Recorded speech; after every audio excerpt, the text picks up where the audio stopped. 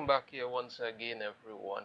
Now, it has been a wild ride with this She-Hulk series that is set to premiere in a few days.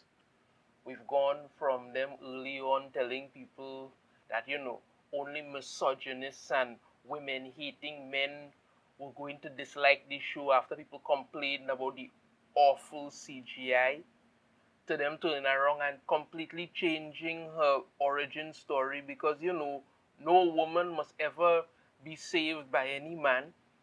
Because I mean, even though that whole concept of how she got her powers in the comics would have set up for a really good story, no, we need to change that. So they did that, and then they turn around now, and then they turn around saying, she don't need no man because this is how we changing it to work, right? Then not even 2 days later, they came back begging people to watch the series by promising cameos. It's just been an up and down emotional roller coaster to make people want to walk away from this series. But before we even get to the show coming out, which will be out in a few days, and I'll check it out and do a review for you, we get this article here from Bounding Into Comics. She-Hulk director Kat Coiro, I hope I'm pronouncing that correctly, blames criticism of Marvel series CGI on our culture's belief in its ownership of women's bodies. I'm going to be honest with you. I really thought I misread this or something, or maybe there was some sort of problem that they misquoted somebody and that, because I couldn't believe what I was reading when I saw this. Let's get into it. In what very well may go down as one of the most baffling defenses of a Marvel product in all of history, She-Hulk attorney-at-law director Kat Coiro has asserted that the widespread criticism of the Disney Plus series CGI had nothing to do with its quality, but was rather our culture's belief in its ownership of women's bodies.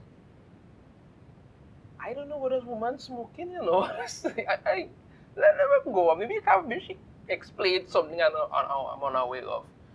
Coiro shared her opinion on the backlash to Jennifer Walters' uncanny valley-esque looks during an appearance on the Television Critics Association press tour panel. There, the director asserted, in terms of the CGI being critiqued, I think that has to do with our culture's belief in its ownership of women's bodies. Woman, are you serious? Look at this thing. It looks horrible. What does that have to do with people believing they have ownership of women's bodies? The CGI looks terrible, that's all. I think a lot of the critique comes from feeling like they're able to tear apart the CGI woman. Christ in heaven. There's a lot of talk about her body type, and we based it on an Olympian athletes and not bodybuilders. So you basically saying that some Olympian athlete looks like some kind of weird praying mantis-like thing. But I think if we had gone the other way, we would be facing the same critique, she concluded. I think it's very hard to win when you make women's bodies. No, it's not.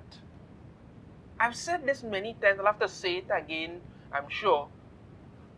She-Hulk did not or does not need not be CGI. All you really needed to do was, based on the type of body type that She-Hulk has, you just needed a very fit, muscular woman, not overly muscular, like huge or anything like that. Just toned, and you could have just had this person be green, use some camera tricks or whatever to make the person look taller if you want them to, and problem solved. That's all. But when you go out of your way to do some horrible CGI like this and want to tell people that, well, the only reason people don't like it is because people have some weird thing about ownership of women's bodies. Nobody's talking about ownership of women's bodies. The CGI looks terrible, that's all. Jesus Christ, look at this. Look at this. This is not even anything to do with she. We're just sitting at a table and look at this. Christ in heaven. She-Hulk star Tatiana Maslany would later echo this rhetoric while speaking. Of course she did. As to what she enjoyed about playing the series title role. She said the series follows Jen as she navigates the complicated life of a single 30-something attorney who also happens to be a green 6'7" superpowered Hulk, explained the actress to the media in attendance. Jen has had her life planned out for her and has worked really hard to get to where she is as a lawyer.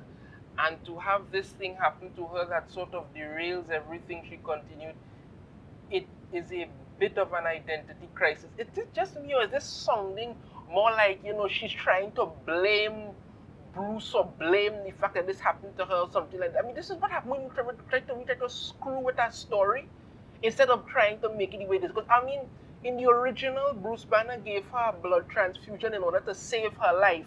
This time around, it was in a car accident. She pulls him out of the car wreck, gets infected with his blood, and now want to make it seem like, she had her life derailed by this.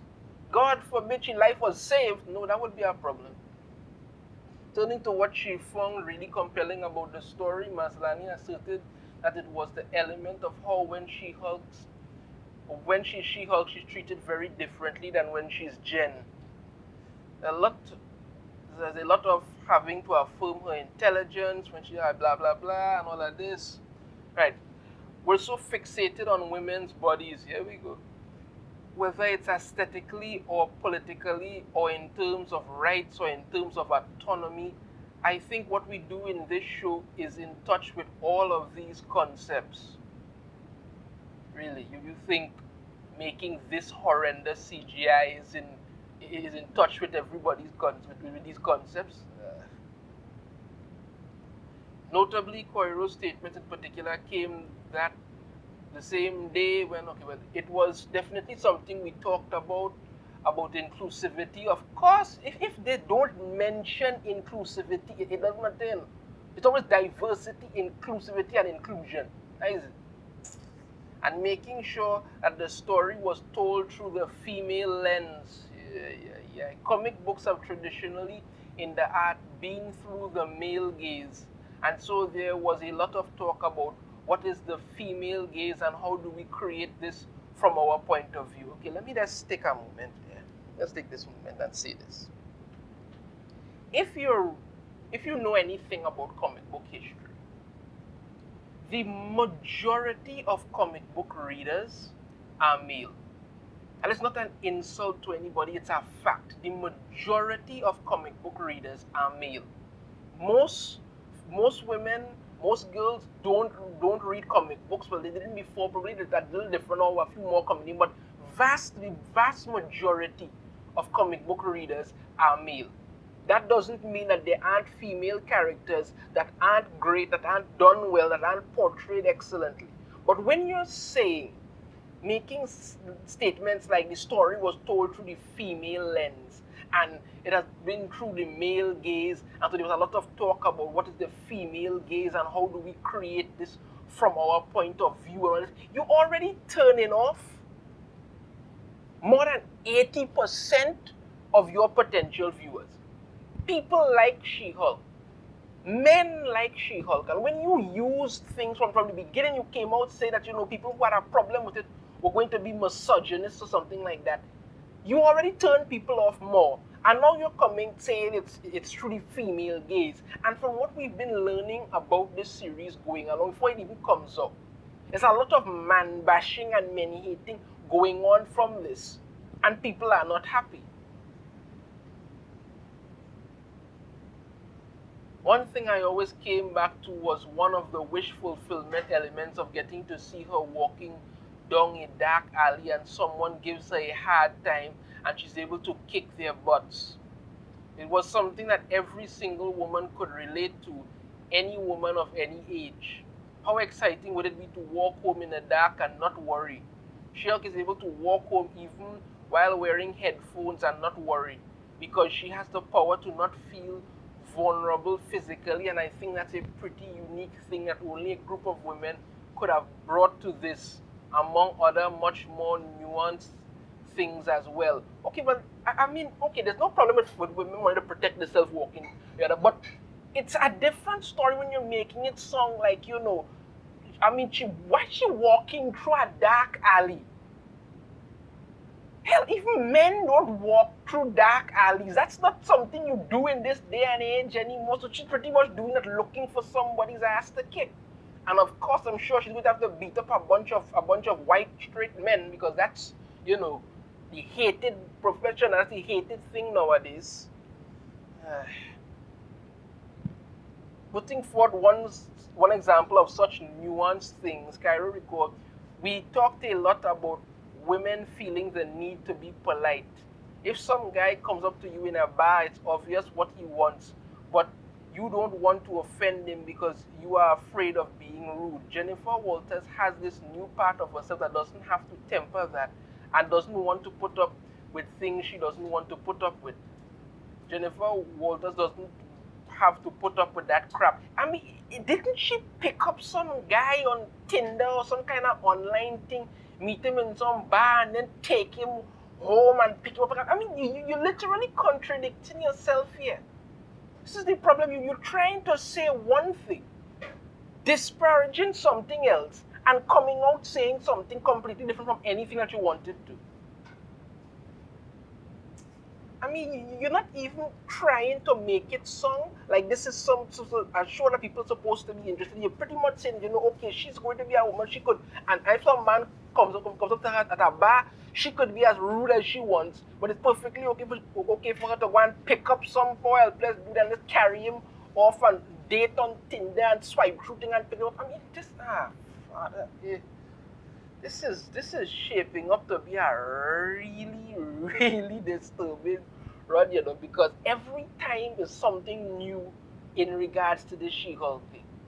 Every time. Now you're telling people that, you know, the awful CGI is because of our culture's belief in its ownership of women's bodies. No, it's because it's terrible CGI. That's it. It's terrible, terrible CGI. That's the latest on what's going on with She-Hulk. It's only a couple more days to go. I believe it's about 4 or 5 more days to go until it comes out. So I'll let you know how that goes. If you like the video, be sure to hit that thumbs up. Subscribe if you haven't already. Ring the notification bell. Be notified every time I put out a new video. And I shall see you all next time. Take care.